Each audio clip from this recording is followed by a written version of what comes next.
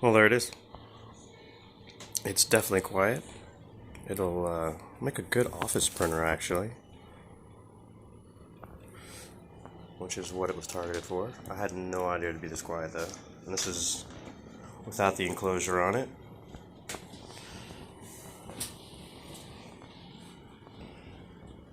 I'm doing a layer and speed test right now.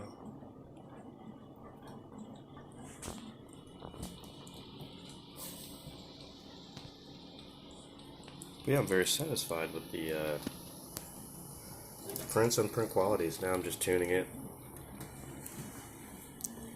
for fast prints and different height prints, just to get the tuned.